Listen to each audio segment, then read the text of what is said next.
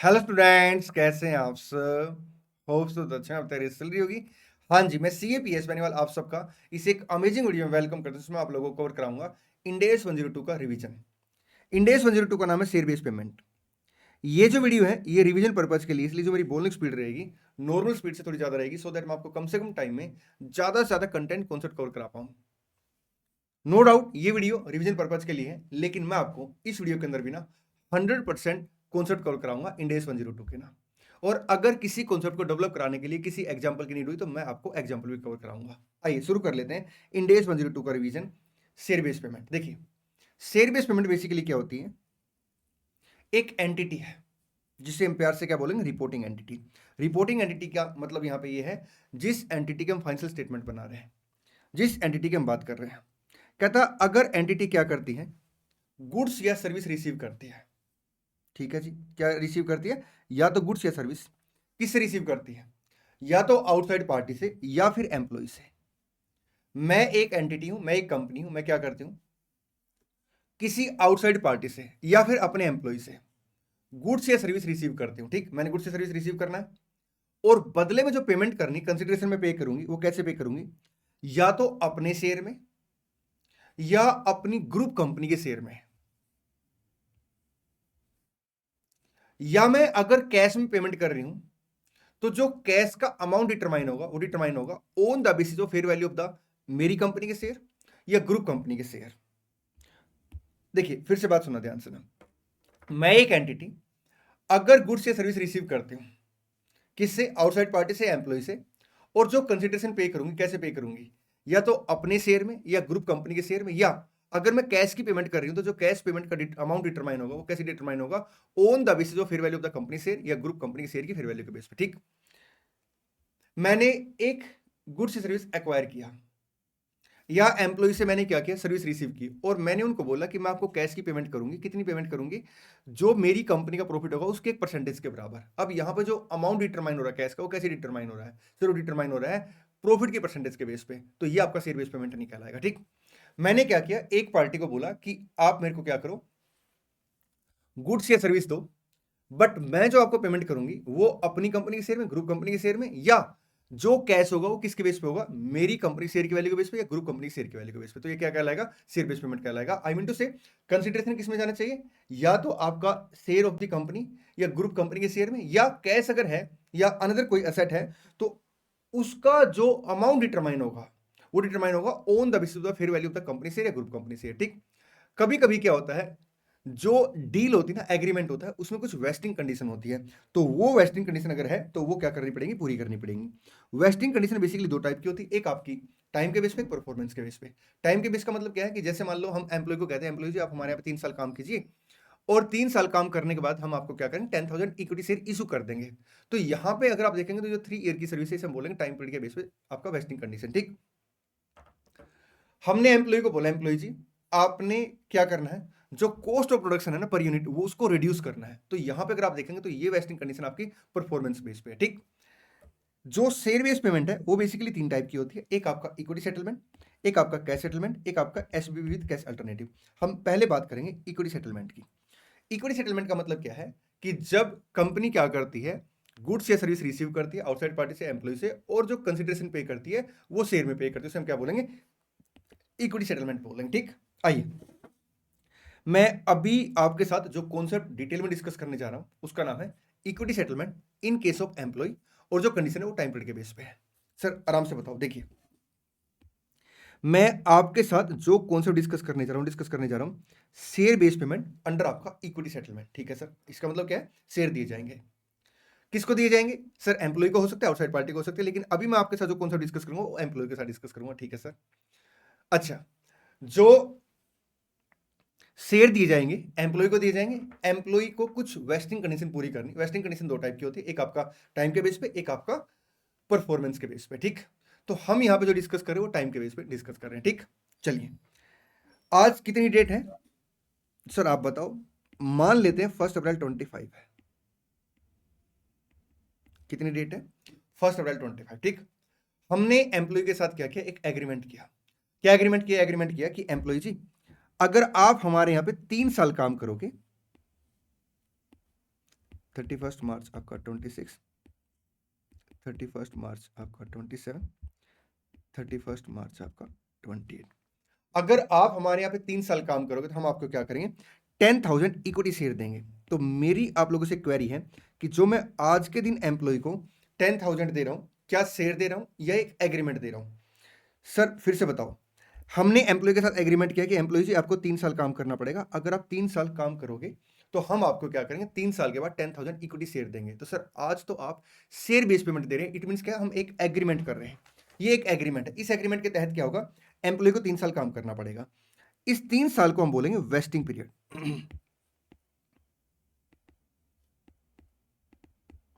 Employ को क्या करना पड़ेगा, 3 साल काम करना पड़ेगा, ठीक। 3 साल जब वो काम कर लेगा तो उसे हम क्या करेंगे, उसे हम शेयर दे देंगे।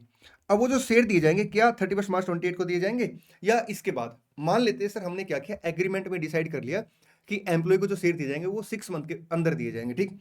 तो इसको हम बोलेंगे 30 सितंबर 28, इसको हम बोलेंगे आपका एक्सरसाइज पीरियड।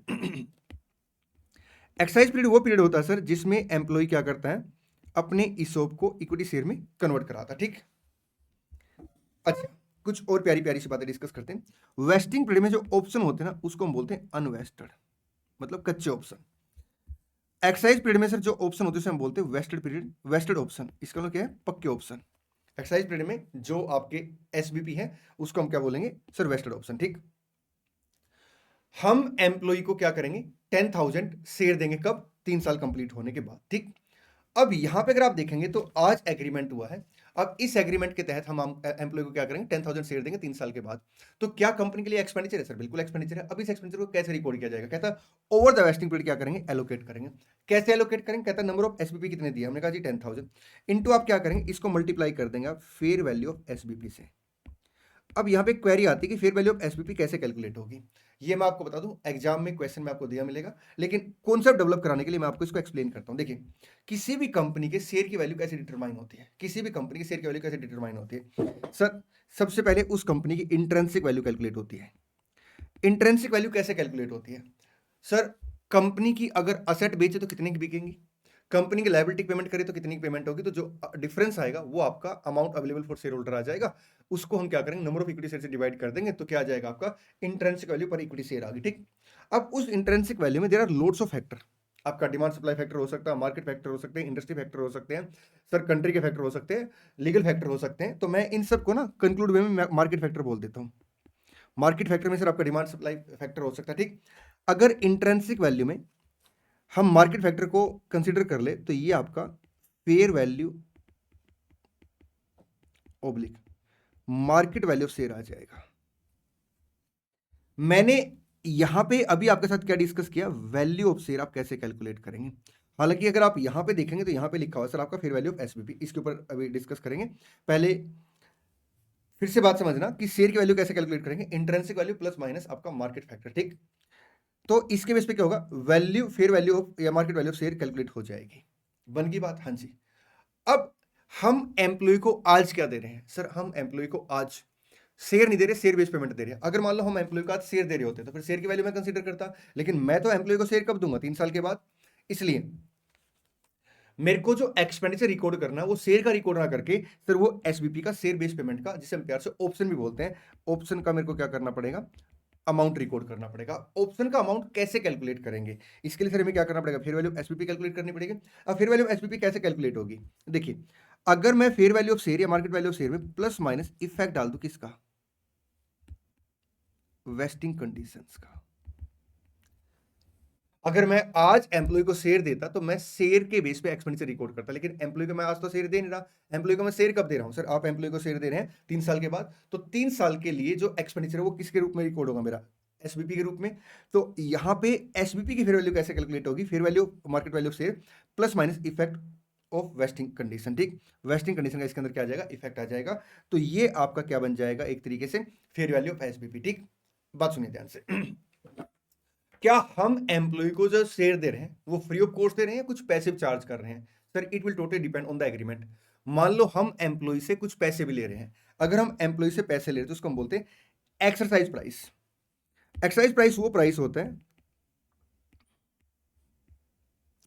जो एम्प्लॉय से चार्ज किया जाता है, कब? जब एम्प्लॉय क्या करेंगे, एसबीपी को शेयर में कन्वर्ट कराएंगे। ठीक, इसका मतलब क्या? इसका मतलब ये कि 3 साल एम्प्लॉय काम करेंगे, 3 साल काम करने के बाद एम्प्लॉय कंपनी के पास आएगा, कहेगा साहब मेरे को शेयर दे दो, तो हम उनको कहेंगे कि एज पर एग्रीमेंट आपको 15 की पेमेंट करनी है, तो 15 की क्या करेगा, पेमेंट करेगा। इसे हम बोलते हैं एक्साइज प्राइस। तो अगर मैं आपसे पूछूं फेयर वैल्यू ऑफ एसबीपी कैसे कैलकुलेट होगा, फेयर वैल्यू ऑफ एसबीपी कैसे कैलकुलेट होगा? Fair value of share that is calculated intrinsic value plus minus market factor, ठीक, plus minus effect of vesting condition. इसमें से मैं क्या करूंगा, एक्साइज प्राइस माइनस कर दूंगा।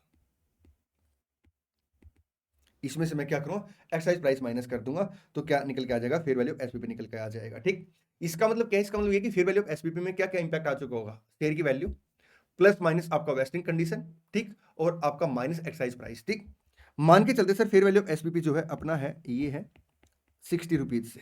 कितने से? 60 रुपीज से। अब अगर आप यहां पे देखेंगे तो हमें क्या करना पड़ेगा, ये जो 10,000 नंबर ऑफ एसबीपी हैं, ये हम एम्प्लॉय को आज दे रहे हैं एज पर एग्रीमेंट, और 3 साल के बाद इसे क्या करेंगे, शेयर में कन्वर्ट कर देंगे। ठीक, ये जो एसबीपी है इसकी फेयर वैल्यू कितनी है सर? इसकी फेयर वैल्यू 60 है। तो कंपनी के लिए नुकसान कितने का हो गया सर? कंपनी के लिए जो नुकसान हो गया वो 6 लाख का हो गया। ठीक, ये जो 6 लाख का नुकसान है कंपनी के लिए, ये जो एक्सपेंडिचर है कंपनी के लिए, क्या ये जिस दिन हमने एग्रीमेंट किया उस डेट का है, या 3 साल के बाद का, या over the period of 3 year है? सर एम्प्लॉय क्या करेंगे, over the period of 3 year हमें सर्विस देंगे। इट मींस क्या है, एक्रू बेस के हिसाब से हम अगर खर्चा रिकॉर्ड करें तो ये क्या है, over a period of 3 year है, तो हम इसे क्या करेंगे, 3 ईयर के हिसाब से एलोकेट कर देंगे। अब इसे 3 ईयर के हिसाब से कैसे एलोकेट करेंगे, इसके ऊपर मैं चर्चा करूंगा। एक दो चीजें और आपको बता देता हूं। जिस डेट पे एग्रीमेंट होता है उस डेट को हम बोलते हैं ग्रांट डेट।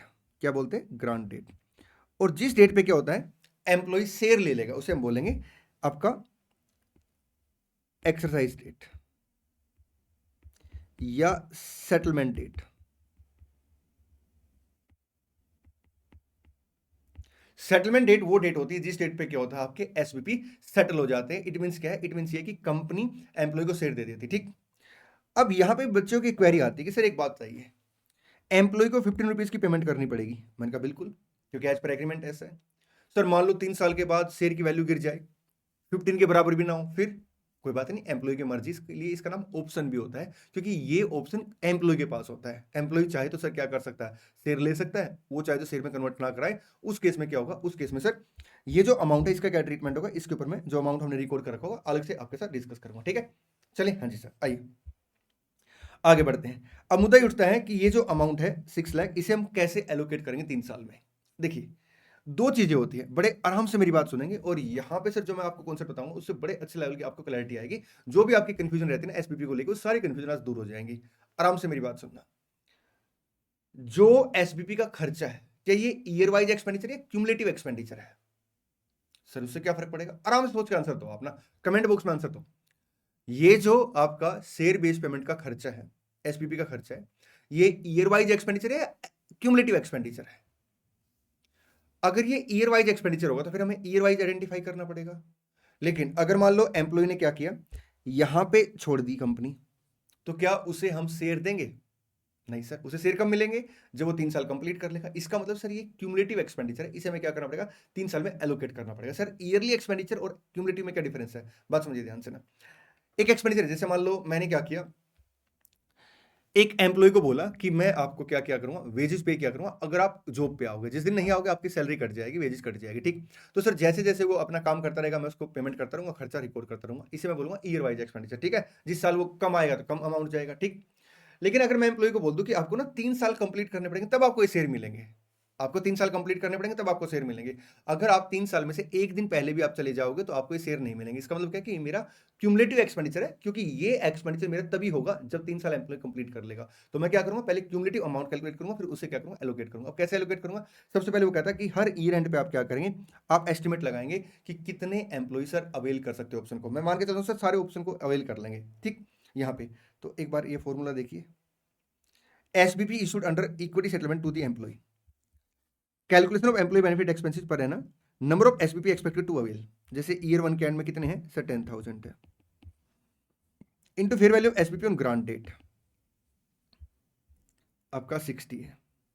ये कंप्लीट एक्सपेंडिचर होगा, आपका क्यूमुलेटिव एक्सपेंडिचर होगा over a period of 3 year. ठीक, वेस्टिंग पीरियड आपका कितना है, 3 ईयर है, और एक्सपायर्ड पीरियड कितना है आपका, 1 ईयर है।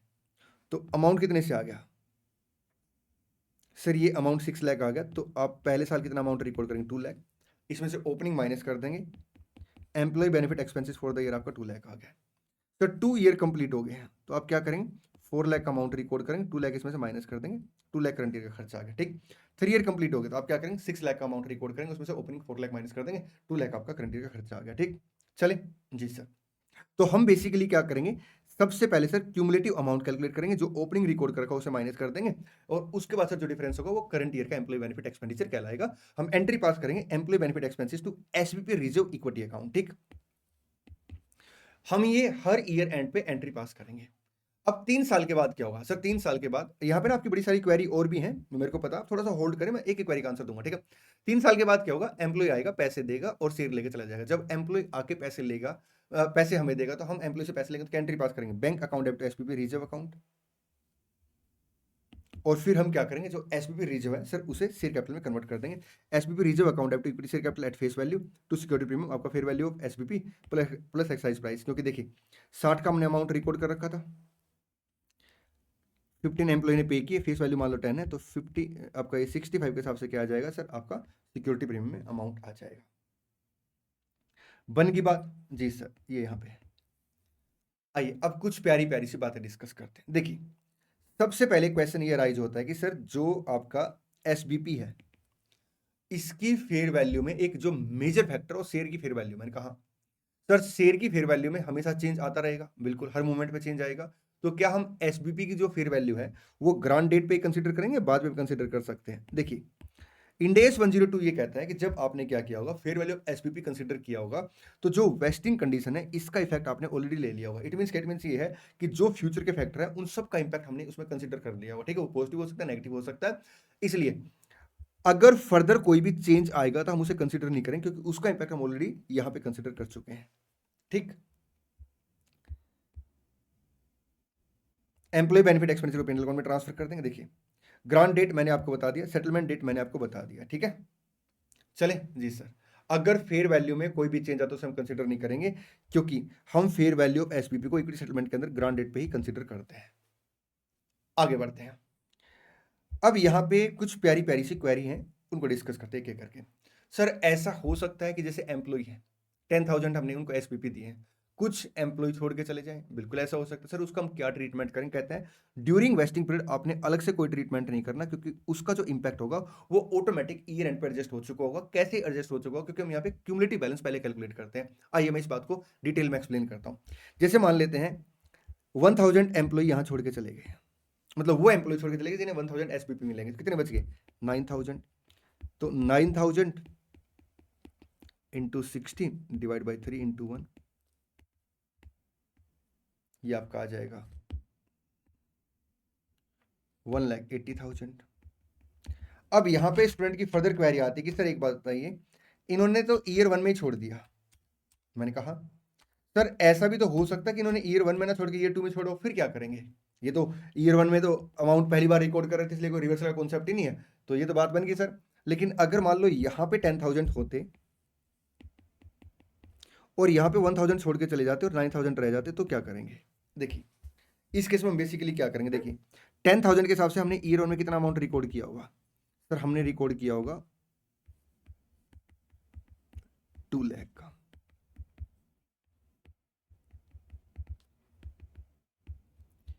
ईयर 2 में क्या होगा?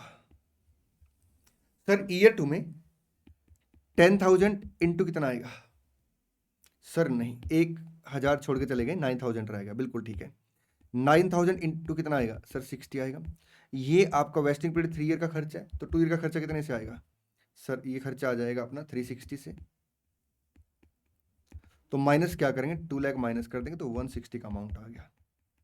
सर जो 1000 छोड़ के गए हैं उनका रिवर्सल नहीं करेंगे, जो अमाउंट हमने ऑलरेडी रिकॉर्ड कर रखा, तो उसको इसमें एडजस्ट हो गया, क्योंकि क्यूमुलेटिव आपका 9,000 का अमाउंट आ गया ना। सर और डिटेल में बताओ इसको। देखिए क्या होता है, मान के चलते 2 एम्प्लॉय थे, ए और बी। इसके पास 9,000 शेयर थे, मतलब ऑप्शन थे, इसके पास 1000 ऑप्शन थे, ठीक है।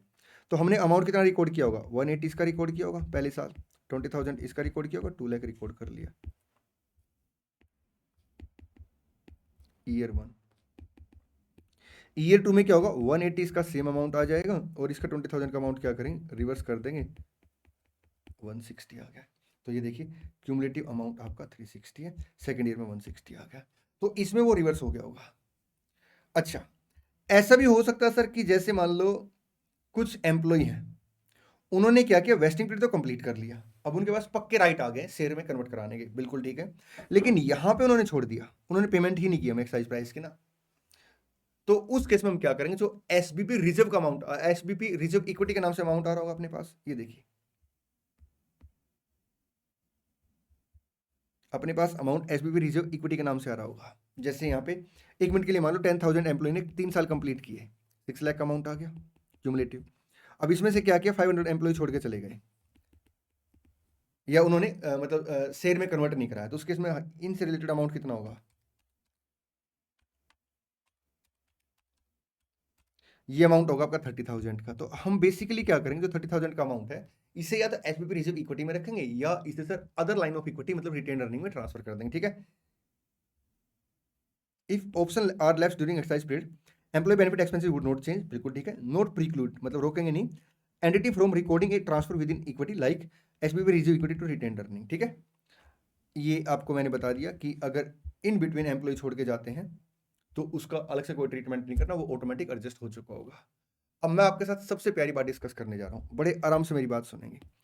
एसपीपी, नंबर ऑफ एसपीपी कैसे कैलकुलेट करेंगे सर, जितने ईसोप दिए गए हैं। दोस्त होता क्या है, अभी हमने 10,000 एक साथ बोल दिया था, रियल में क्या होता है प्रैक्टिकल लाइफ में ना, बड़े सारे एम्प्लॉय को एसपीपी दिए जाते हैं। जैसे मान लो हमने कैटेगरी डिसाइड कर ली कि मैनेजर एंड अबव लेवल के एम्प्लॉय को हम क्या करेंगे, एसपीपी देंगे, ठीक। तो एसपीपी का अमाउंट बेसिकली कैसे निकलता है, मतलब नंबर ऑफ एसपीपी कैसे निकलते हैं, आपका number of employee expected to avail into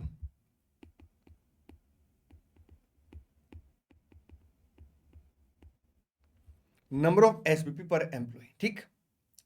अच्छा, नंबर ऑफ एम्प्लॉय कैसे कैलकुलेट करेंगे, इसको मैं एक एग्जांपल के थ्रू एक्सप्लेन करता हूं। मैं एक अलग एग्जांपल बना रहा हूं। मान के चलते कि हमने एम्प्लॉय को बोला कि एम्प्लॉय जी आपको क्या करना, 3 साल काम करना, ठीक। और ऐसे एम्प्लॉय जो थे वो टोटल 1000 थे, और हमने एक एम्प्लॉय को मान लो 100 ईसोप देने थे या 200 ईसोप देने थे।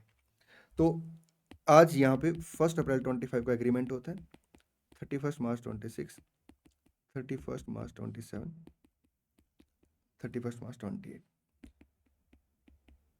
एक सेकेंड, 1000 एम्प्लॉय है,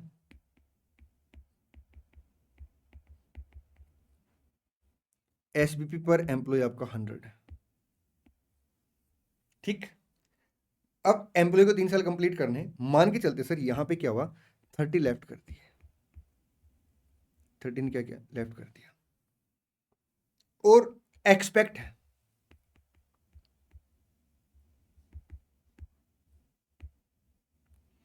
to be left in next 2 years, मान लो आपका 50 है, 50 एम्प्लॉय ऐसे हैं जो अगले 2 साल में छोड़ के चले जाएंगे। तो मेरी आप लोगों से क्वेरी ये है कि ईयर 1 पे जब हम अमाउंट रिकॉर्ड करेंगे, ईयर 1 पे जब हम अमाउंट इनका रिकॉर्ड करेंगे, क्यूमुलेटिव अमाउंट कैलकुलेट करेंगे, तो नंबर ऑफ एम्प्लॉय कितने कंसीडर करें, 1000 माइनस आपका 30, 970, या 1000 माइनस 30 माइनस 50, 920। बताओ नंबर ऑफ एम्प्लॉय हम कितने कंसीडर करेंगे, नंबर ऑफ एम्प्लॉय हम कितने कंसीडर करेंगे, 970 कंसीडर करेंगे या 920 कंसीडर करेंगे, आराम सोच के बताओ।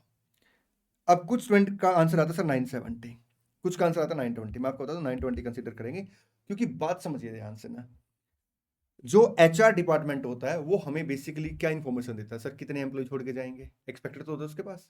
अच्छा, तो ये तो हम एस्टिमेट लगा सकते हैं कितने एम्प्लॉय छोड़ के जाएंगे। हाँ, अगर मान लो कुछ भी चेंज होता है उसमें, जितने एम्प्लॉय हमने सोचा था कितने छोड़ के जाएंगे, रियल में कुछ और छोड़ के जाते हैं, तो उस केस में अगर आप देखेंगे तो वो चेंज इन अकाउंटिंग एस्टिमेट बन जाएगा फिर, ठीक। एज पर IAS 8 अगर वो अमाउंट मैटर है तो हम उसे अलग से डिस्क्लोज कर देंगे। बात सुनिए ध्यान से, इंड AS 8 मतलब एम्प्लॉय जो 3 साल कंप्लीट करेंगे, जो एम्प्लॉय क्या करेंगे, 3 साल कंप्लीट करेंगे, हम उन्हें शेयर देंगे, ठीक है सर। अब अगर यहां पे 30 लेफ्ट करके चले गए तो 970 तो यहां पे रह गए, लेकिन क्या 970 को शेयर मिल जाएंगे, नहीं सर, शेयर तो मिलेंगे जो एम्प्लॉय 3 साल ऑफ सर्विस कंप्लीट कर लेगा, इसलिए हम हमेशा क्या करते हैं, एक्सपेक्टेड नंबर ऑफ एम्प्लॉय निकालते हैं, कितने एम्प्लॉय शेयर को लेंगे, कितने एम्प्लॉय सर ऑप्शन को वेस्ट करेंगे। इसलिए मैंने आपको थोड़ी देर पहले बोला था कि ये अमाउंट ईयरली है, क्यूमुलेटिव है। ये अमाउंट क्यूमुलेटिव है। क्यों क्यूमुलेटिव है? क्योंकि सर जब तक एम्प्लॉय 3 साल कंप्लीट नहीं करेंगे उन्हें शेयर नहीं मिलने वाले। ठीक, तो अब यहां पे एक दो बातें और हैं डिस्कस करने वाली, आइए।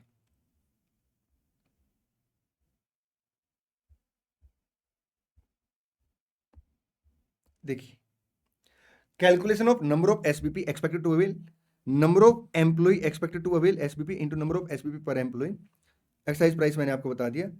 ठीक, number of employee expected to avail SBP लिखा है कि कितने वो अवेल करेंगे। ईयर एंड पे हमें एम्प्लॉय नहीं देखने। ठीक है जी सर। देखिए बात सुनिए ध्यान से ना, अगर एग्जाम में फेयर वैल्यू ऑफ ऑप्शन हमें ना दे, अगर एग्जाम में इसकी इंफॉर्मेशन ना दे, तो हम क्या करेंगे उस केस में? फिर उस केस में intrinsic value of share consider करेंगे। इंट्रिंसिक वैल्यू ऑफ शेयर नहीं sir, intrinsic value of SBP. ये हमें पता लग गया है, क्योंकि अगर मान लो शेयर की फेयर वैल्यू है तो एक्साइज प्राइस तो हम एम्प्लॉय से रिसीव करेंगे। बिल्कुल ठीक है। तो बड़े ध्यान से मेरी बात सुनेंगे, अगर fair value of SBP question में नहीं देगा तो हम उस केस में क्या करेंगे? Intrinsic value of SBP calculate करेंगे। अब इंट्रिंसिक वैल्यू ऑफ एसबीपी कैसे कैलकुलेट करेंगे? कहता है जो शेयर की वैल्यू है, यहां पे आपका वैल्यू शेयर आ गया, ठीक है, माइनस एक्साइज प्राइस।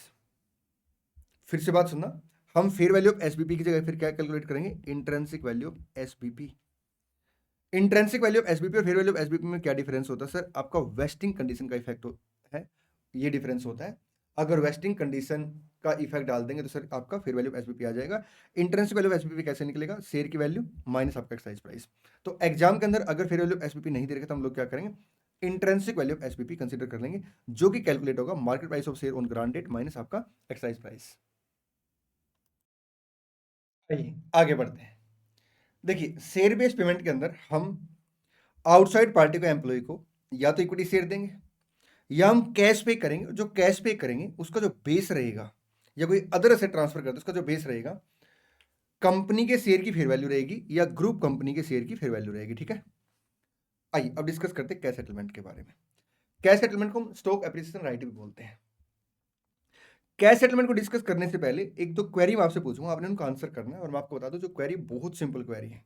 देखिए, सबसे पहले ये बताइए, अगर मैं इक्विटी सेटलमेंट की बात करूं तो हम एम्प्लॉय को क्या देंगे? सर आप इक्विटी शेयर देंगे। बिल्कुल ठीक है। नेक्स्ट क्वेरी ये है कि जो इक्विटी शेयर हम एम्प्लॉय को देंगे, क्या उसकी फेयर वैल्यू में चेंज आएगा? नहीं आएगा। सर उसकी फेयर वैल्यू में तो हमेशा चेंज आएगा, क्योंकि शेयर की फेयर वैल्यू में चेंज आता ही आता है। अच्छा, लेकिन क्या उस चेंज को कंपनी रिकॉर्ड करेगी? सर कंपनी से रिकॉर्ड नहीं करेगी, क्योंकि इक्विटी सेटलमेंट में हम कोई भी चेंज रिकॉर्ड नहीं करते। इक्विटी के अंदर हम क्या करेंगे? ग्रांट डेट पे सर उसके जितने फैक्टर है फ्यूचर के, वो सारे हमने कंसिडर कर लिए और उसके बाद हम उसमें चेंज रिकॉर्ड नहीं करते। अब जो मैं क्वेरी पूछने जा रहा हूं, बड़े आराम से आंसर करना, आपने इसको सोच के आंसर करना। देखिए, हम एम्प्लॉय को शेयर देंगे, उन शेयर की फेयर वैल्यू में चेंज आता रहेगा, बट हम उसे रिकॉर्ड नहीं करेंगे। ये बात डिस्कस हो चुकी है। अब क्वेरी सुनिए, जो एम्प्लॉय के पास शेयर जाएंगे वो कितनी वैल्यू के जाएंगे? जितनी वैल्यू पे कंपनी ने उसे रिकॉर्ड कर रखा है, या उसकी मार्केट वैल्यू के हिसाब से? सर हमें सोचने दो।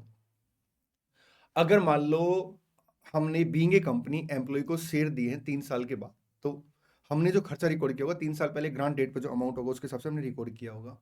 लेकिन एम्प्लॉय के जेब में तो आप क्या आज क्या गए? शेयर गए हैं। तो एम्प्लॉय तो क्या कर सकते हैं? इन शेयर को बेच सकते हैं और उसकी मार्केट वैल्यू जो भी उन्हें रिसीव हो सकती है। यही जी सर। इसका मतलब क्या है कि अकाउंटिंग ऐसी कि इक्विटी सेटलमेंट में हम चेंज रिकॉर्ड नहीं करते, लेकिन अल्टीमेट सर जो आपके एम्प्लॉय हैं उन्हें क्या मिलेगा? शेयर की मार्केट वैल्यू के बराबर अमाउंट मिल जाएगा। हाँ, अगर उन्होंने कोई एक्साइज प्राइस पे कर रखा होगा तो वो उसमें से रिड्यूस हो जाएगा, लेकिन जो उनको बेनिफिट मिलेगा वो शेयर की वैल्यू के बराबर मिलेगा। तो कैश सेटलमेंट में हमें बेसिकली करना क्या है? सर हमें कैश सेटलमेंट में ना शेयर की वैल्यू के बराबर कैश पे करना है। शेयर की वैल्यू के बराबर कैश पे करना, as reduce by excise price if any, मतलब वो अमाउंट जो हमें एम्प्लॉय से रिसीव करना है। तो कहता कैश सेटलमेंट में आप बेसिकली क्या करेंगे? आप ना ग्रांट डेट की फेयर वैल्यू कंसीडर नहीं करेंगे, बल्कि हर ईयर एंड की फेयर वैल्यू कंसीडर करेंगे। और हम एंट्री क्या पास करेंगे? हम एंट्री पास करेंगे employee benefit expenses account debit to आपका एसपीपी लायबिलिटी अकाउंट। अमाउंट कैसे कैलकुलेट करेंगे? Same pattern, cumulative amount calculate करेंगे, बिल्कुल सेम तरीके से। लेकिन जो फेयर वैल्यू हम लोग यहाँ पे इक्विटी सेटलमेंट के अंदर ग्रांट डेट की फेयर वैल्यू कंसीडर करते थे, हम लोग उसकी जगह क्या करेंगे? रिपोर्टिंग डेट, बैलेंस डेट की फेयर वैल्यू कंसीडर करेंगे। ठीक, यहाँ की जो फेयर वैल्यू होगी वो कंसीडर हम लोग कर लेंगे। चले जी सर। अब वो डेट आ गई जिस डेट पे हमें एम्प्लॉय को क्या करना, पेमेंट करनी, तो हम लोग क्या एंट्री पास करेंगे, SBP liability account to bank account, और जो एम्प्लॉय बेनिफिट एक्सपेंसेस हमने रिकॉर्ड करके उसे अकाउंट में ट्रांसफर कर दें। ठीक, ग्रांट डेट पे हम कोई भी एंट्री पास नहीं करते, क्योंकि सर यहाँ पे अपने ऊपर कोई भी ऑब्लिगेशन नहीं होती। हम क्या करते हैं सर, ईयर एंड पे एंट्री पास करते हैं। ईयर एंड पे हम एंट्री क्यों पास करते हैं, ऑब्लिगेशन तो सर बाद में आएगी, हम एक्रू बेस के हिसाब से सर खर्चा रिकॉर्ड करते हैं। ठीक, आगे बढ़ते हैं। अब मेरा आप लोगों से क्वेश्चन है, आराम सोच के आंसर देना आपने ना। फेयर वैल्यू ऑफ एसबीपी और इंट्रेंसिक वैल्यू ऑफ एसबीपी क्या सेम होती है, अलग होती है? सर हम आपके साथ डिस्कस करेंगे इस बात को ना। Intrinsic value of SBP calculate होती है फेयर वैल्यू ऑफ शेयर या market value of share minus excise price. बिल्कुल ठीक है। अगर इसमें वेस्टिंग कंडीशन का इफेक्ट आ जाएगा तो फेयर वैल्यू ऑफ एसबीपी बन जाएगी। इसका मतलब सर ये दोनों बराबर नहीं होते, ये हमेशा अलग होते हैं। बिल्कुल ठीक है। लेकिन अगर मैं आपको बोलूं सेटलमेंट डेट पे, सेटलमेंट डेट वो डेट होगी जिस डेट पे सर एम्प्लॉय को हमें क्या करना, पेमेंट करनी है, शेयर इशू करने हैं। सर सेटलमेंट डेट पे अगर आप देखेंगे तो वेस्टिंग कंडीशन तो खत्म होगी, और जब वेस्टिंग कंडीशन खत्म होगी तो अगर मैं fair value of SBP calculate करूंगा तो कैसे कैलकुलेट करूंगा, fair value of share minus excise price.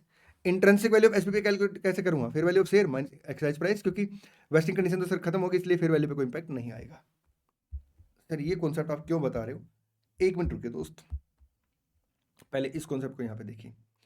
Fair value of SBP intrinsic value of SBP क्या बराबर है, market price minus excise price. It is true no on grant date, yes on settlement date. ठीक, चलिए हाँ जी sir. अब देखिए जैसे मान लो ये एग्जांपल है, इस एग्जांपल में अगर हम एम्प्लॉय को क्या करते हैं, कैश पे करते हैं, तो हम कैश कब पे करेंगे सर, इस डेट पे कर सकते हैं, इस डेट पे, इस डेट पे, इस डेट पे, इस डेट पे, कोई भी डेट पे कर सकते हैं जब एम्प्लॉय पैसे लेके आएगा 15 रुपीज, या वो सेटलमेंट कराएगा। ठीक, तो कहते हैं अगर मान लो जो ईयर एंड है और सेटलमेंट डेट है वो अलग है, तो सेटलमेंट डेट के हिसाब से हमें क्या करना पड़ेगा, उस डेट के हिसाब से अमाउंट पे करना पड़ेगा, क्योंकि उस डेट पे तो सर आपका इंट्रिंसिक वैल्यू और फेयर वैल्यू आपकी बराबर होगी, क्योंकि वेस्टिंग कंडीशन तो उसके बाद खत्म होगी। तो कहता है जो आपने एसपीपी लायबिलिटी रिकॉर्ड कर रखी होगी वो अपने ईयर एंड के हिसाब से रिकॉर्ड करके, अभी तक क्यूमुलेटिव अमाउंट ना, हर साल के अमाउंट को जोड़ के cumulative amount sir year and के हिसाब से आ गया होगा, लेकिन जिस डेट पे हम अमाउंट पे करेंगे वो हमें इंट्रिंसिक वैल्यू के हिसाब से पे करना पड़ेगा। तो डिफरेंस कहां पे जाएगा, आपका P&L अकाउंट के अंदर जाएगा।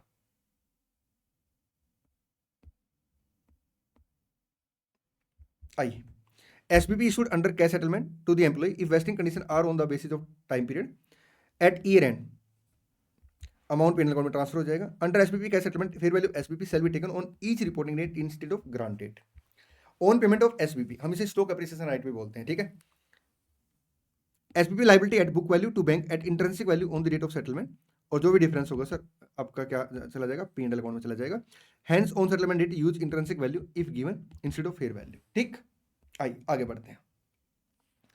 शेयर बेस्ड पेमेंट में हमने डिस्कस कर लिया कैश सेटलमेंट, इक्विटी सेटलमेंट, किसके केस में, सिर्फ और सिर्फ हमने डिस्कस किया सर आपका एम्प्लॉय के केस में। किसके केस में, एम्प्लॉय के केस में। ठीक, अब यहां पे सर कुछ बातें रिपीट हो सकती, कुछ बातें नहीं आएंगी।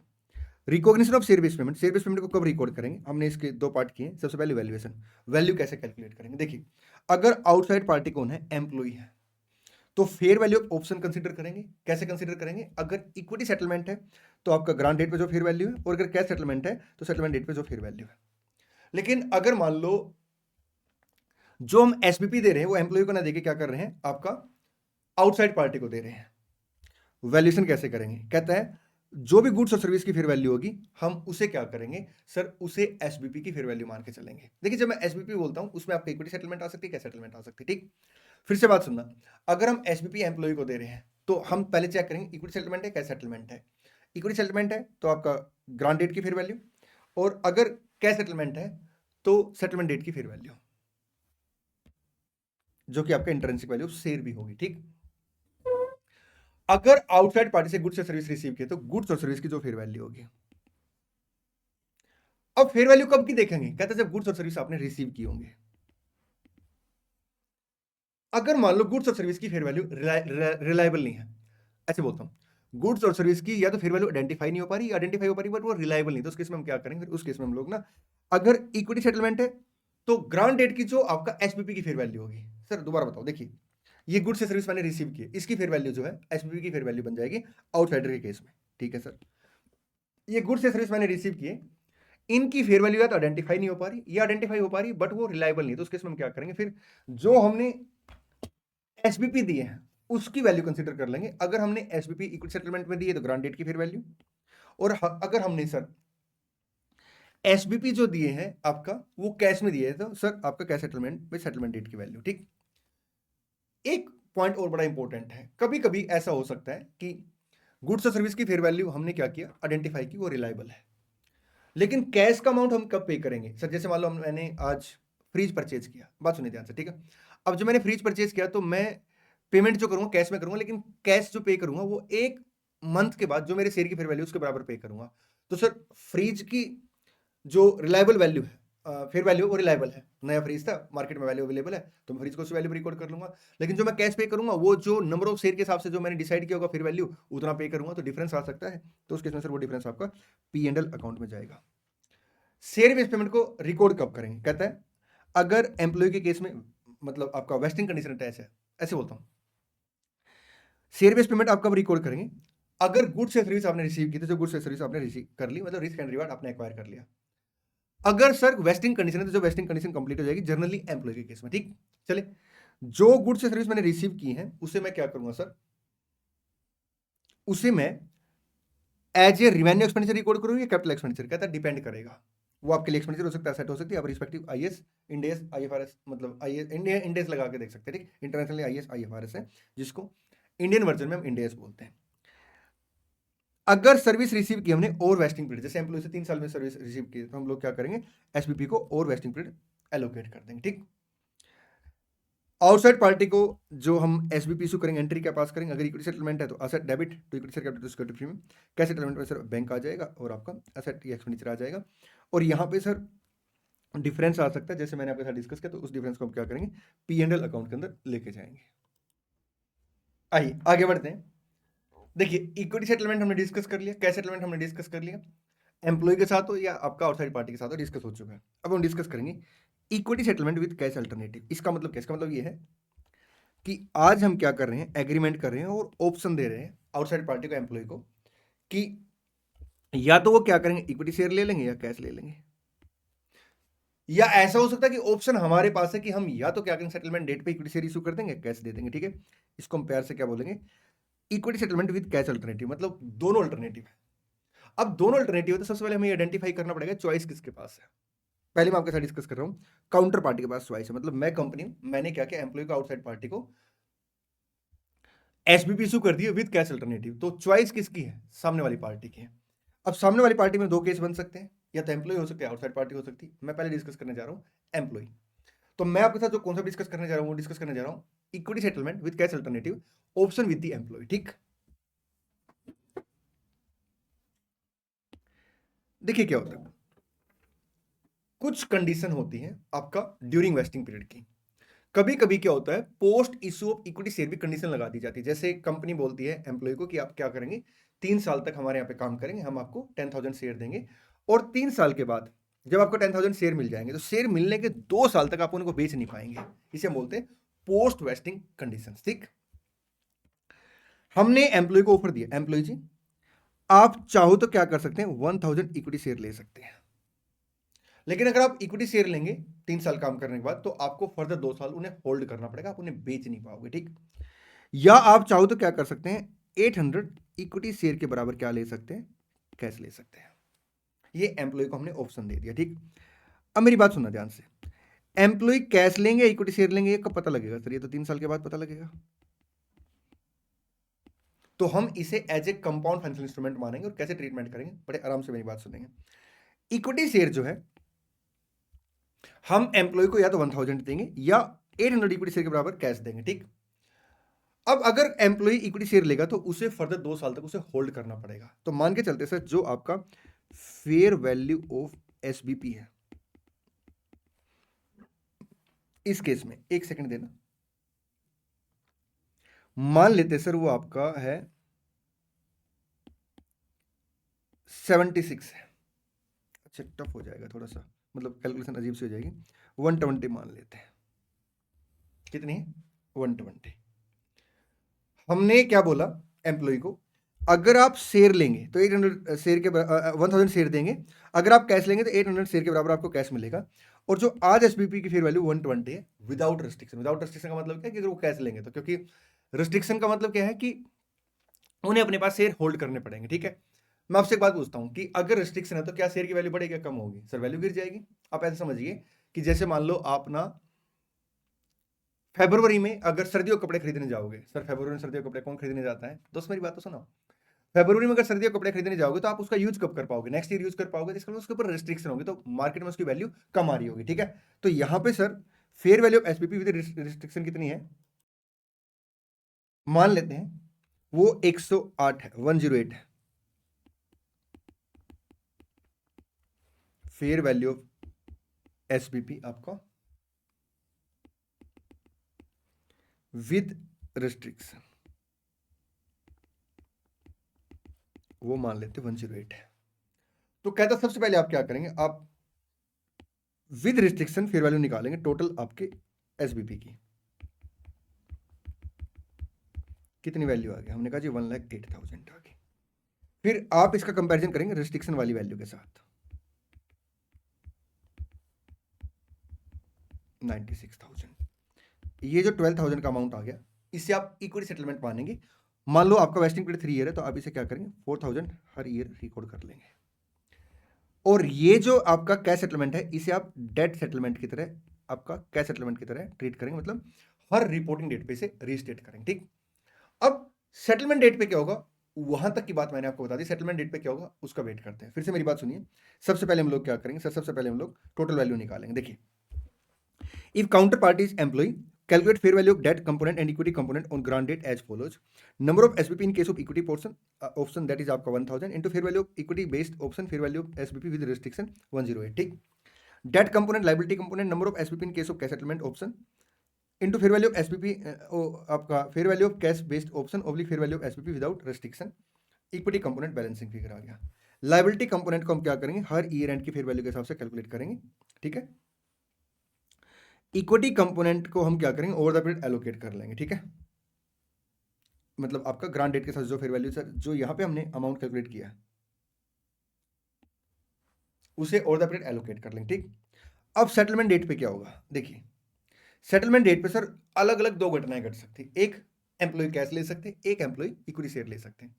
अगर मान लो एम्प्लॉय ने कैश ले लिया तो हमें कुछ नहीं करना सर, हमने ऑलरेडी लाइबिलिटी को रीस्टेट कर रखा होगा।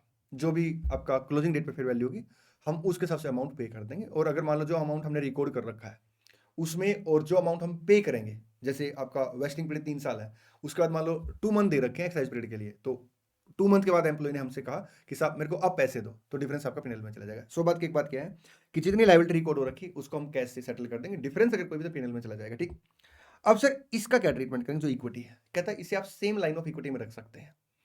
देखिए क्या होता है, statement of change in equity के अंदर आपके एक तो इक्विटी शेयर कैपिटल आता है, एक आपके अदर इक्विटी आती है। अब अदर इक्विटी में सर अलग अलग लाइन है, जैसे आपका सिक्योरिटी प्रीमियम हो गया, आपका कंपाउंड फाइनेंशियल इंस्ट्रूमेंट के अंदर इक्विटी इंस्ट्रूमेंट हो गया, मतलब इक्विटी कंपोनेंट हो गया, equity component under compound financial instrument हो गया, आपका रिवेल्यूशन सरप्लस हो गया, रिटेन्ड अर्निंग हो गया। रिटेन्ड अर्निंग आपके फ्री रिजर्व होते हैं। ठीक है, जिससे आप डिविडेंड वगैरह बांट सकते हैं।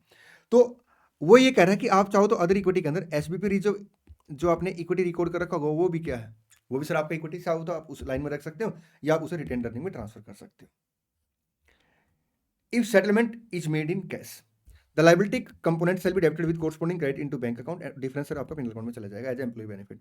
Equity component shall remain as equity either in the same line और अनदर इक्विटी रिटेन्ड अर्निंग। ठीक, अगर इक्विटी में सेटलमेंट होगी फिर क्या होगा सर, देखिए हमें कैश तो पे करना ही नहीं, फिर तो जो भी लाइबिलिटी का अमाउंट होगा उसे हम क्या करेंगे इक्विटी में ट्रांसफर कर देंगे। एसबीपी रिजर्व इक्विटी, मतलब SBP liability account debit to SBP आपका रिजर्व इक्विटी अकाउंट। ठीक, ऐसा भी हो सकता है कि एक्साइज प्राइस कुछ डिसाइड हो तो उसको मंगा लेंगे।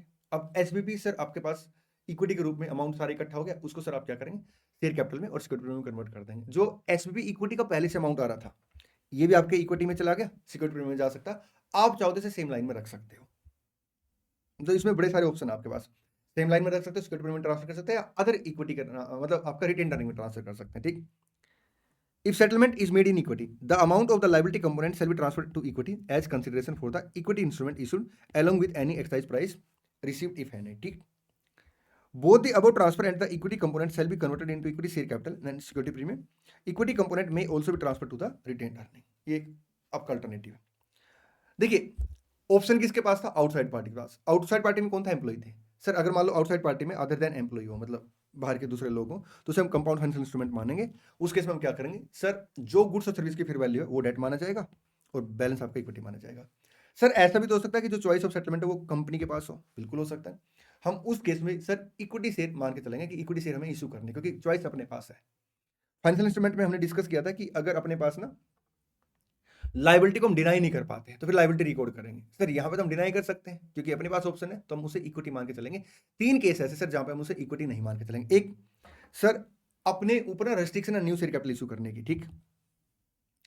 दूसरा हमारी पास्ट प्रैक्टिस ये रही कि हम इस तरह की सेटलमेंट कैश में ही करते हैं। तीसरा हमारे ऊपर कोई किसी और तरीके से ऑब्लिगेशन है कि हमें कैश में सेटल करना पड़ेगा, ठीक। तो हम कैश पेमेंट की तरफ से रिकॉर्ड करेंगे। आगे बढ़ते हैं। नेक्स्ट कॉन्सेप्ट है आपका मॉडिफिकेशन का कॉन्सेप्ट है। बहुत ही प्यारा और आसान कॉन्सेप्ट है, बड़े आराम से मेरी बात सुनेंगे। मॉडिफिकेशन का कॉन्सेप्ट डिस्कस करने से पहले मैं आपसे एक बात पूछूंगा, फेयर वैल्यू ऑफ एसबीपी ये एक चीज होगी, फेयर वैल्यू ऑफ एसबीपी एक चीज होगी।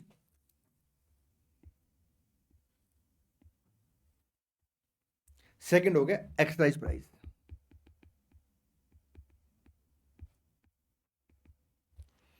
इन दोनों में कैसा रिलेशन है? अगर डायरेक्ट रिलेशन होगा तो ये बढ़ेगा तो ये बढ़ेगा, ये गिरेगा तो ये गिरेगा। 36 का आंकड़ा होगा तो रिवर्स चलेगा। आप आराम से बताइए इन दोनों में कैसा रिलेशन है, डायरेक्ट रिलेशन है या 36 का आंकड़ा है, मतलब रिवर्स रिलेशन है।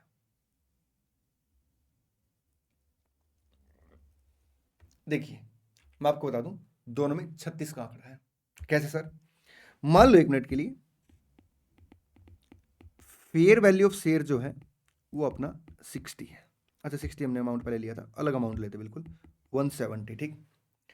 अगर एक्साइज प्राइस आपका 50 हुआ तो फेयर वैल्यू कितनी से हो जाएगी, 120 से। अब अगर मान लो 40 हो गया, ये गिर गया, तो सर फिर ये आपका 130 आ जाएगा, ये बढ़ जाएगा। अगर मान लो सर ये आपका 90 है तो फिर ये आपका 80 आ जाएगा, ये बढ़ेगा ये गिरेगा, 36 का आंकड़ा, ठीक। मॉडिफिकेशन सर इसका क्या लेना देना बेटा, बात करेंगे, पहले फिर से बात समझिए। फेयर वैल्यू ऑफ एसपी पर एक्साइज प्राइस में क्या होता है, 36 का आंकड़ा होता है, ठीक है। आइए आगे बढ़ते हैं। ये कंपनी ने अपने एम्प्लॉय को क्या कर रखा था, एसपीपी दे रखे थे, 3 साल एम्प्लॉय को कंप्लीट करने थे,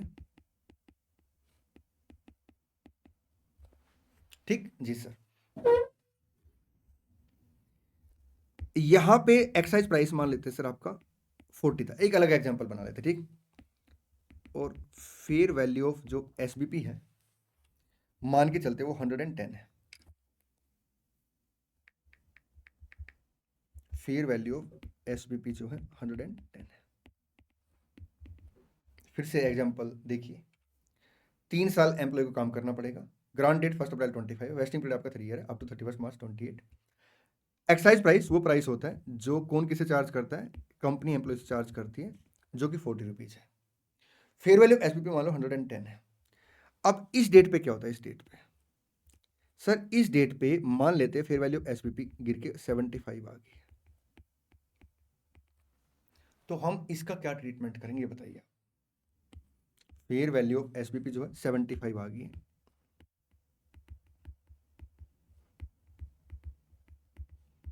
हम इसका क्या ट्रीटमेंट करेंगे? मैं आपको बता दूं, इसका हम कोई ट्रीटमेंट नहीं करते। क्यों सर?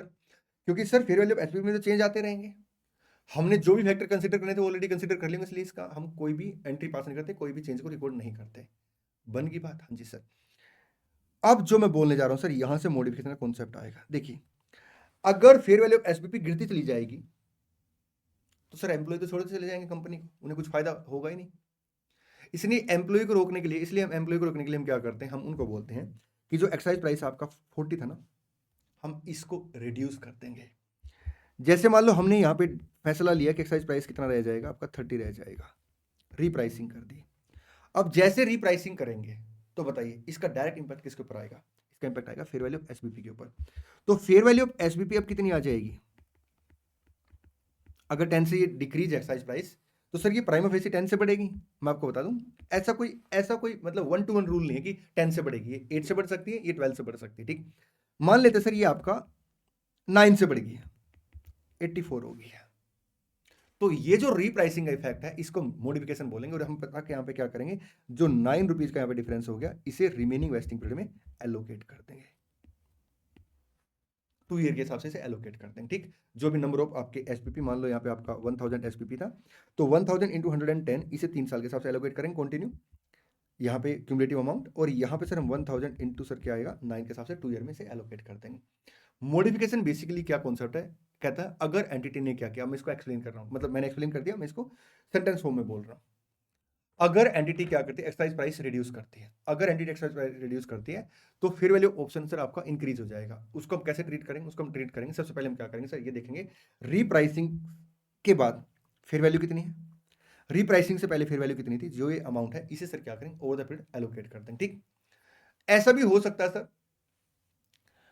कि ये जो आपका चेंज आया है, एक्सरसाइज प्राइस रिड्यूस किया हमने ड्यूरिंग एक्सरसाइज पीरियड, ऐसा किया हो, दोबारा बोलता हूं, जो एक्सरसाइज प्राइस है उसमें रिडक्शन हमने ड्यूरिंग एक्सरसाइज पीरियड की हो।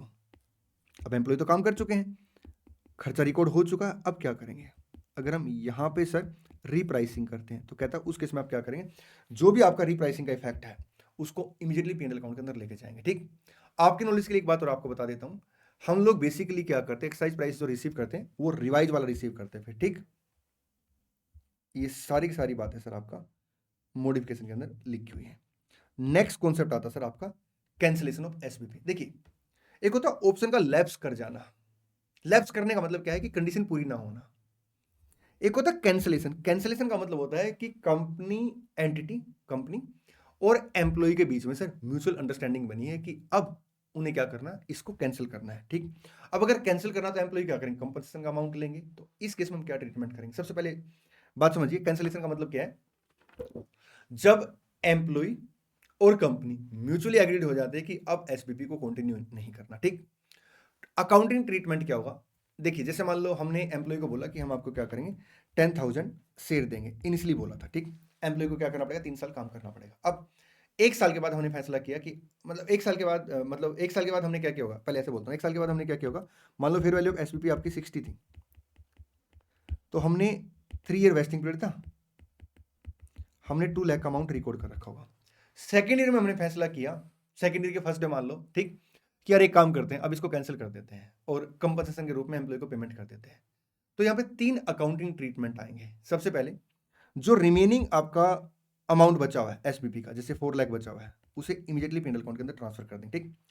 Sometime entity and holder of SBP mutually cancel SBP during vesting period, this is called cancellation. Accounting treatment क्या होगा, इमीडिएटली रिकॉग्नाइज कर देंगे जो भी रिलेटेड एक्सपेंडिचर है which were due to be recognise in future, तो 4 लाख अमाउंट हम क्या करेंगे, इमीडिएटली रिकॉर्ड कर देंगे, ठीक। सेकंड क्या करेंगे, हमने उसको कंपनसेशन दिया होगा एम्प्लॉय को, हमने एम्प्लॉय को क्या किया, कंपनसेशन के रूप में कुछ अमाउंट पे किया। कितना अमाउंट पे किया, देखिए हमने एम्प्लॉय को बोला कि साहब इसे कैंसिल कर देते हैं और हम आज आपको क्या करते हैं 75 के हिसाब से पेमेंट कर देते हैं, तो 750 की हमने पेमेंट की। अब ये जो 750 की पेमेंट है इसे क्या करेंगे, पीएनएल अकाउंट में चार्ज करेंगे या इक्विटी में से रिड्यूस करेंगे। देखिए इक्विटी में से रिड्यूस करने का मतलब रिटेन अर्निंग में से रिड्यूस करना। एक बात हमेशा समझिए आपने, जब मैं बात करूंगा ना पीएनएल की, मतलब आपका करंट ईयर के पीएनएल की बात कर रहा हूँ, ठीक। जब मैं अदर इक्विटी की बात करूंगा तो मैं आपकी क्यूमुलेटिव इक्विटी की बात कर रहा हूँ, क्यूमुलेटिव प्रॉफिट की बात कर रहा हूँ। देखिए सबसे पहले ट्रीटमेंट क्या होगा, जो रिमेनिंग अमाउंट है उसे इमीडिएटली पीएनएल अकाउंट के अंदर लेके चले जाएंगे, ठीक।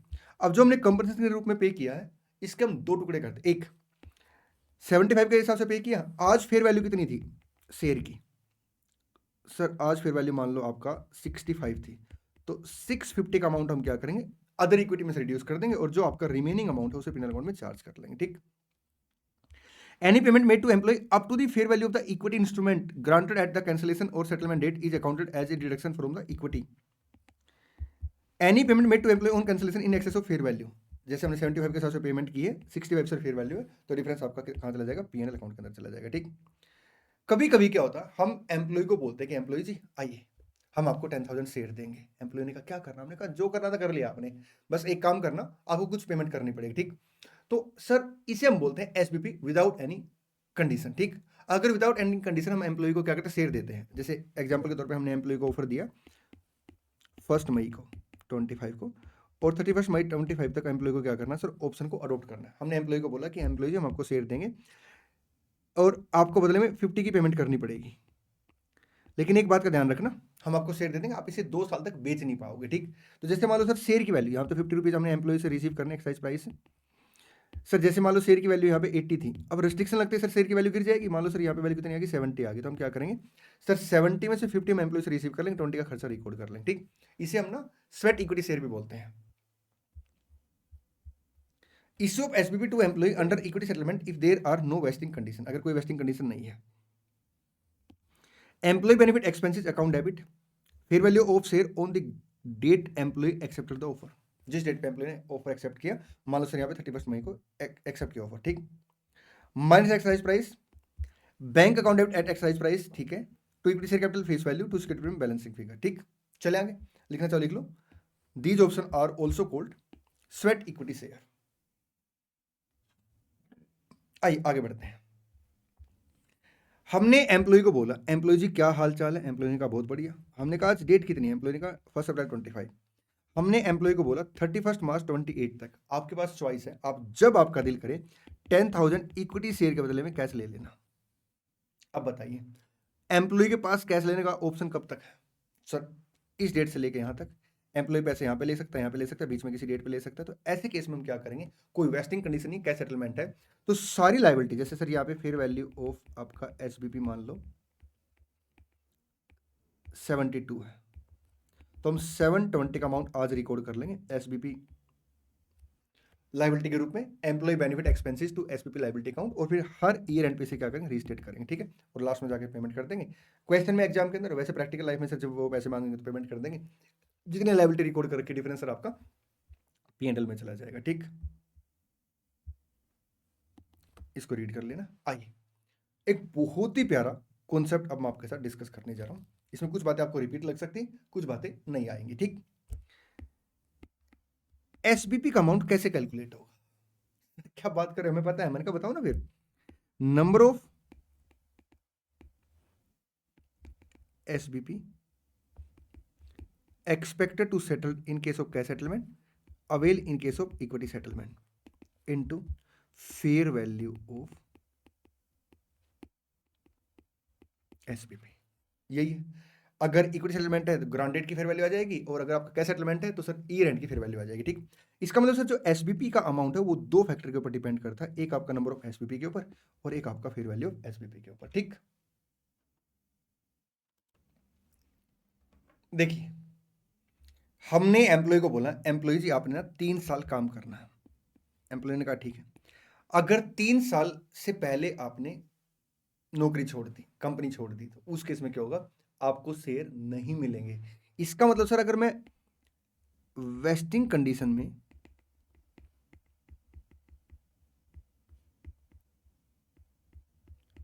टाइम पीरियड की बात करूं तो उसका इंपैक्ट किस पे आएगा, फेयर वैल्यू पे या नंबर ऑफ एसबीपी पे। सर नंबर ऑफ एसबीपी पे, क्योंकि 3 साल कंप्लीट करेंगे तो उसे शेयर मिलेंगे, नहीं तो शेयर नहीं मिलेंगे। तो ऐसे सर कुछ फैक्टर हैं जो इसको इफेक्ट कर सकते हैं, ऐसे कुछ फैक्टर जो इसको इफेक्ट कर सकते हैं। इंडेस 102 ये कहता है कि कोई भी ऐसा फैक्टर, चाहे वो मार्केट फैक्टर है, नॉन मार्केट फैक्टर है, अगर वो फेयर वैल्यू को इफेक्ट करेगा, किसको इफेक्ट करेगा, फेयर वैल्यू को, तो इक्विटी सेटलमेंट के केस में हमने उसका इंपैक्ट ऑलरेडी पहले ही कंसीडर कर लिया होगा, हमें फर्दर उसमें कोई भी एडजस्टमेंट नहीं करनी। सर हम आपकी बात समझ गए, आप हमें एक ऐसा कॉन्सेप्ट बताने जा रहे हो जो या तो फेयर वैल्यू ऑफ एसपीपी पे इंपैक्ट डालेगा या आपका नंबर ऑफ एसपीपी पे इंपैक्ट डालेगा, बिल्कुल ठीक है।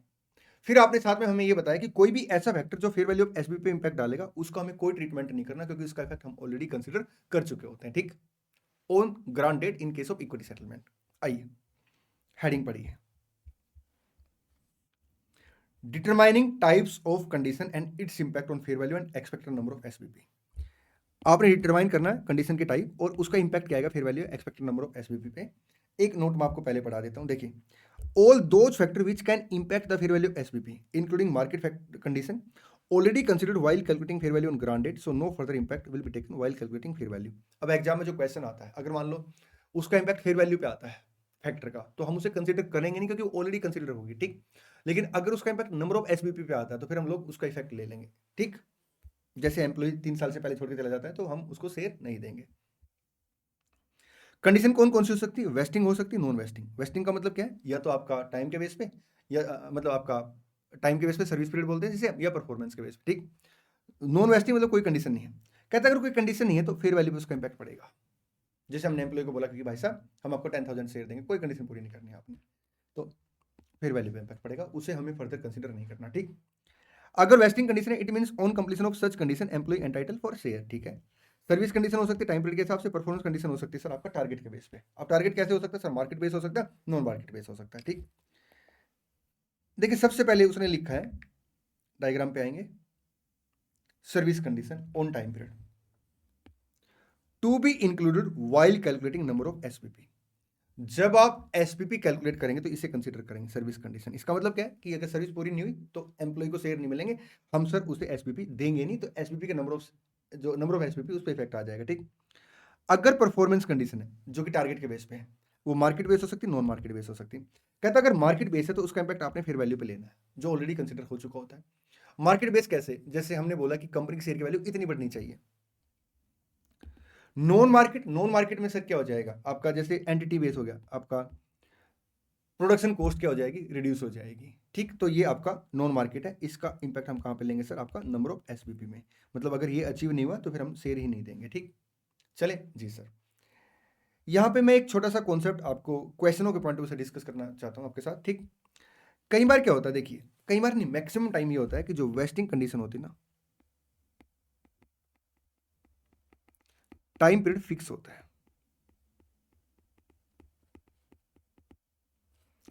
3 ईयर, 4 ईयर, 5 ईयर, ऐसे फिक्स होता है, ठीक। तो हम क्या करते हैं? Over the period amount allocate करते हैं। कई बार क्या होता है सर, वेस्टिंग पीरियड जो होता है ना वो कंडीशनल बेस होता है। कैसे? एक एग्जांपल के थ्रू मैं इस कॉन्सेप्ट को एक्सप्लेन करूंगा, क्वेश्चन आपके ऑटोमेटिक हो जाएंगे फिर उसके बाद, ठीक। हमारे पास एक एम्प्लॉय आता है, कहता साहब मैं बहुत अच्छी परफॉर्मेंस करता हूं। मैंने कहा अच्छी बात है ये तो। हमने कहा बताइए। उसने कहा साहब हम आपके यहाँ पे जॉब करना चाहते हैं। हमने कहा ठीक है। हमने उसे बोला कि हम आपको टारगेट देते हैं ईयर 1 का, आपने क्या करना? 1 लाख के प्रॉफिट कमाने हैं। ये कंडीशन मार्केट बेस है, NDT base? Sir NDT base. इसका इंपैक्ट किस पे आएगा? नंबर ऑफ एसपीपी पे आएगा, ठीक। हमने कहा अगर आप ऐसा करते हैं तो हम आपको क्या करेंगे? 1000 एसपीपी दे देंगे। उसने कहा ठीक है सर। हमने कहा अगर तूने ये कंडीशन पूरी नहीं की, नो, तो भाई बाय बाय, हम आपको एसपीपी नहीं देंगे। उसने कहा साहब एक मौका और दे दो फिर। भाई ठीक है मैं अच्छा परफॉर्म करूंगा नो डाउट, लेकिन फ्यूचर का कुछ नहीं पता सर, एक मौका और दे दो। हमने कहा ठीक है। अगर आप 1 लाख का प्रॉफिट एक साल में नहीं कमा पाएंगे तो आपको फिर क्या करना है? ईयर 1 और 2 में ना आपको जो प्रॉफिट है वो 190 का कमा के देना है। कितना प्रॉफिट कमा के देना? 190 का। उसने कहा ठीक है सर। हमने कहा अगर यस हुआ तो 1000 एसबीपी, अगर नो हुआ तो फिर हम आपको एक मौका और देंगे। हम आपको क्या करेंगे? एक मौका और देंगे। आपको जो प्रॉफिट है वो 270 का कमा के देना पड़ेगा 3 साल का। हम आपको क्या करेंगे? अगर यस हुआ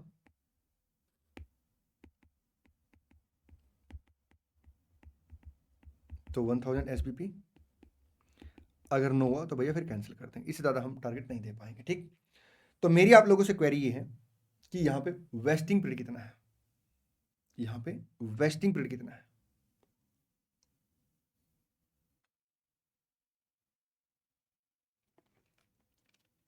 बताइए। अब कई स्टूडेंट कह रहे हैं 3 ईयर, कोई कह रहा है 2 ईयर, कोई कह रहा है 1 ईयर। मैं आपको बता दूं वेस्टिंग पीरियड सर यहाँ पे फिक्स नहीं है, आपका वेरिएबल है, ठीक है। वेरिएबल का मतलब क्या है? It will totally depend on the situation. अब मान लो ईयर 1 में कंपनी जो है 1 लाख का प्रॉफिट कमा लेती है, तो हम क्या करेंगे? एम्प्लॉय को 1000 एसपीपी दे देंगे और इस 1000 एसपीपी की जो कॉस्ट है उसे एक साल में रिकॉर्ड कर लेंगे, ठीक। लेकिन अगर एम्प्लॉय इस टारगेट को अचीव नहीं कर पाता तो फिर हम लोग क्या करें? एक्सपेक्टेड देखेंगे क्या 2 ईयर में टारगेट पूरा हो रहा है। अगर 2 ईयर में टारगेट पूरा नहीं हो रहा, एक्सपेक्टेड है, हो ही नहीं रहा तो हम फिर पूरे अमाउंट को कैंसिल कर देंगे, क्योंकि इसका इंपैक्ट सर किसके ऊपर आएगा, नंबर ऑफ एसबीपी के ऊपर। हालांकि क्वेश्चन में इस तरह की चीजें देखने को नहीं मिलेगी आपको, जनरली क्वेश्चन में लिखा होता है कि टारगेट पूरा हो जाएगा। अगर मान लो टारगेट पूरा हो जाएगा अगले साल, हम ऐसा एक्सपेक्ट कर रहे हैं, तो फिर जो 1000 एसबीपी का खर्चा है ना ईयर 1 में, हम उसे पता क्या करेंगे, हम उसे 2 ईयर में एलोकेट करेंगे।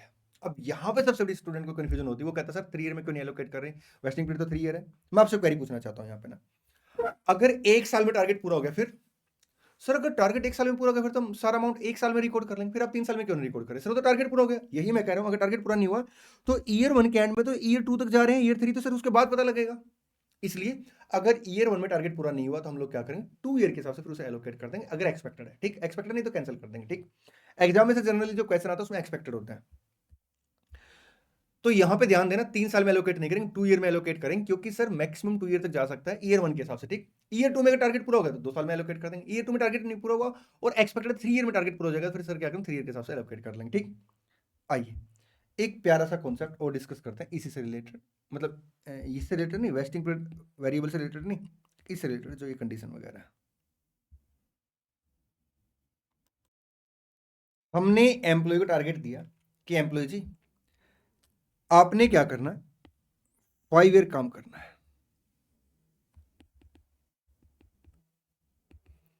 और इस 5 ईयर के दौरान आपने क्या करना है, जो कंपनी है ना इसके शेयर की वैल्यू 60% से बढ़ानी है। अब यहां पे अगर आप देखेंगे तो ये सर्विस कंडीशन होगी, बिल्कुल ठीक है सर, और ये आपका मार्केट कंडीशन होगी, क्योंकि शेयर की वैल्यू बढ़ना मतलब मार्केट कंडीशन है। ठीक, तो इस केस में हम अमाउंट 5 ईयर के हिसाब से एलोकेट करेंगे। कैसे एलोकेट करेंगे, देखिए अगर आप मार्केट कंडीशन का इफेक्ट देखेंगे तो सर इसका इफेक्ट फेयर वैल्यू पे आएगा। एक तो उसका इफेक्ट हमने ले लिया होगा, उसे हम रिकंसिडर, मतलब उसका इफेक्ट हम दोबारा कंसिडर नहीं करते, मतलब एक तरीके से मैं कह सकता हूं सर उसका इफेक्ट बुक्स में नहीं आएगा। ठीक, अब यहां पे सर मुद्दा ये उठेगा कि 60% का टारगेट हमने लिया होगा, 5 ईयर के हिसाब से टारगेट दिया गया है, तो कंपनी क्या करती है, अब एस्टिमेट लगाती है। जैसे मान लो कंपनी ने एस्टिमेट लगाया कि 4 ईयर में वो क्या करेगी, टारगेट अचीव कर लेगी। ठीक, तो जो सर्विस कंडीशन है 5 ईयर हालांकि, लेकिन अगर मार्केट कंडीशन के साथ है तो हम एक्सपेक्टेड पीरियड कंसिडर करते हैं। ठीक है, एक्सपेक्टेड पीरियड कितना अपना 4 ईयर। अब रियल में क्या होगा सर, टारगेट मान लो 3 साल में पूरा हो गया, फिर हम क्या करेंगे, पहले साल 4 ईयर के हिसाब से अमाउंट एलोकेट किया होगा, सेकंड ईयर 4 ईयर के हिसाब से अमाउंट एलोकेट किया होगा, थर्ड ईयर में पूरा अमाउंट एलोकेट कर देंगे। ठीक, सर टारगेट मान लो 5 ईयर में पूरा हुआ है, फिर 4 ईयर से ज्यादा नहीं जा सकते हम लोग ना। Market condition are considered while calculating fair value on grant date, बिल्कुल ठीक है, but service condition will be considered as per the expected vesting right to be exercise. ठीक, ये आपका to be given in question, अगर exam की बात करें तो ये क्वेश्चन में दिया मिलेगा। ठीक, and would be re-estimate during vesting period. However, if market related conditions are being fulfilled before it is expected, 4 year expected था उससे पहले अचीव हो गया, then all remaining expenses would be charged immediately. ठीक है, take longer period than expected period, in that case original expected period will be followed. अगर longer period है तो सर हम यहाँ पे इसके हिसाब से 4 ईयर के हिसाब से एलोकेट करेंगे। ठीक है, देखिए एसबीपी अंडर ग्रेड सिस्टम क्या होता है, नेक्स्ट कॉन्सेप्ट पे आते हैं। हमने एम्प्लॉय को बोला एम्प्लॉय जी हम आपको ना 10,000 एसबीपी देंगे अगर आपने क्या किया, 3 साल काम किया। एम्प्लॉय कहते हैं साहब 3 साल बहुत ज़्यादा हो जाते हैं, बीच में अगर कुछ और अपॉर्चुनिटी आ गई तो हम तो फंस गए 3 साल के लिए। अब कंपनी ने डिसाइड किया कि कंपनी क्या करेगी, 10,000 एसबीपी देगी। कैसे देगी, 3 साल के हिसाब से, ईयर 1 ईयर 2 ईयर 3, 40% देगी ईयर 1 कंप्लीट होते ही 4,000, 40% देगी ईयर 2 कंप्लीट होते ही 4,000, ईयर 3 में 20% 3 साल कंप्लीट होने के बाद। तो अब हम बेसिकली पता क्या करेंगे, जो ये 4,000 है ना इसका खर्चा सर 1 साल में ही रिकॉर्ड कर लेंगे फिर वैल्यू के हिसाब से। इसका खर्चा 2 ईयर के हिसाब से एलोकेट करेंगे, इसका खर्चा सर 3 ईयर के हिसाब से एलोकेट करेंगे। तो बात की एक बात क्या है, अगर ग्रेड सिस्टम में एसबीपी दिए गए तो हम लोग क्या करेंगे, हर ग्रेड को एक इंडिपेंडेंट एसबीपी मान के चलेंगे। SBP issued under each grade shall be considered as a separate SBP and treated accordingly. आइए अब डिस्कस करते हैं कि ग्रुप कंपनी में अगर शेयर इशू किए गए हैं, मतलब आपका एसबीपी ग्रुप कंपनी ने दी है, आपने डायरेक्ट नहीं दी है। सर ये पी लिमिटेड कंपनी है पेरेंट कंपनी, ये एस लिमिटेड कंपनी। ठीक, यहां पे सर दो अलग अलग सिचुएशन बन सकती हैं। एस लिमिटेड के एम्प्लॉय है, एस लिमिटेड के कौन आ गया, एम्प्लॉय आ गया।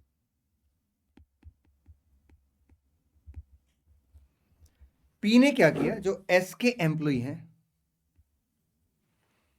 इन्हें एसबीपी इशू कर दी है।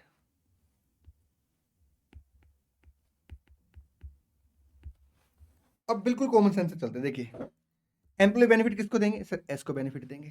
सर क्या ये कवर है, बिल्कुल कवर है, क्योंकि ग्रुप कंपनी के शेयर इशू भी कवर है। एम्प्लॉय बेनिफिट किसको देंगे सर, एस को देंगे। तो एस बेसिकली अपने यहाँ पे क्या करेगा, खर्चा रिकॉर्ड कर लेगा एम्प्लॉय बेनिफिट एक्सपेंडिचर के नाम से, ठीक है। क्रेडिट किसको करेगा, करेंगे चर्चा। और पी इक्विटी शेयर कैपिटल या सिक्योरिटी प्रीमियम जो आएगा सर उसे क्रेडिट कर देगा। डेबिट किसे करेगा, पी कहता है अगर पी ने शेयर इशू किया तो हम लोग इन्वेस्टमेंट मान के चलेंगे, और इसके लिए सर क्या मान के चलेंगे, कॉन्ट्रीब्यूशन फ्रॉम पेरेंट कंपनी, ठीक। अब ऐसा भी हो सकता है कि कुछ पेमेंट की गई है, मान लो 25% से पेमेंट की गई है, तो यहाँ पे 10,000 का मान लो खर्चा आया है, यहाँ पे 10,000 की कैपिटल इशू की गई है।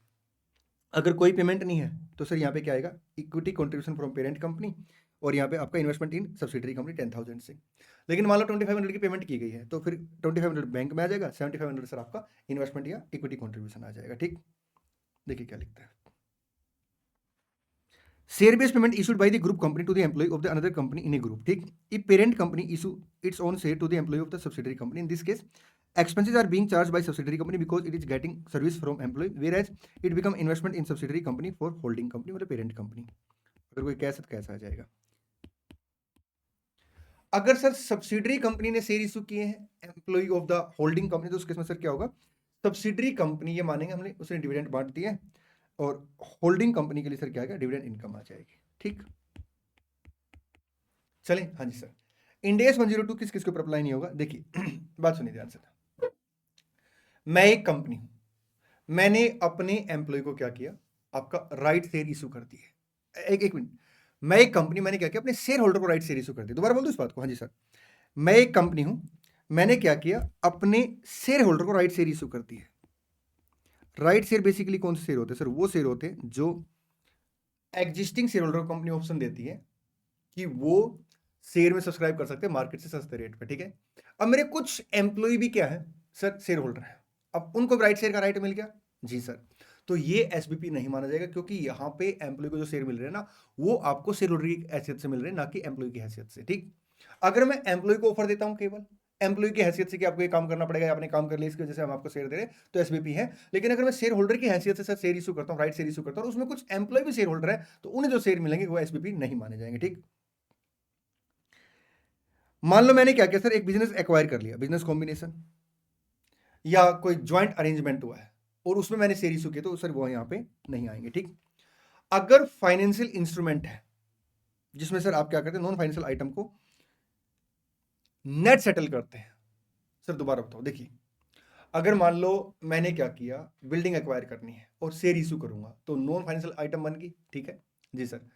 लेकिन अगर वो नॉन फाइनेंशियल आइटम है तो सर नॉन फाइनेंशियल आइटम का कॉन्ट्रैक्ट है, तो आपका इंडेक्स 102 में कवर हो जाएगा, क्योंकि आप शेयर इशू कर रहे हो, बदले में गुड्स या सर्विस एक्वायर कर रहे हो, बिल्कुल ठीक है। लेकिन अगर उसमें नेट सेटलमेंट है तो फिर वो फाइनेंशियल इंस्ट्रूमेंट में कवर हो जाएगा। Financial instrument issue to buy और sell non financial item which can be settled on net.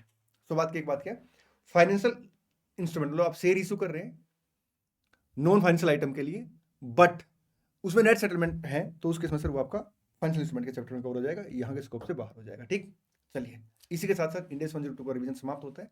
मिलते हैं नेक्स्ट वीडियो में। Thank you so much, all the best, God bless you. और हाँ, आप खूब सारी मेहनत करते हैं, मेहनत में आप कोई कॉम्प्रोमाइज नहीं करने वाले, और इधर से सर जितने भी मैक्सिमम वीडियो मेरे लिए पॉसिबल हो पाएंगी मैं आपको सारी वीडियो दूंगा। Thank you so much, all the best, God bless you.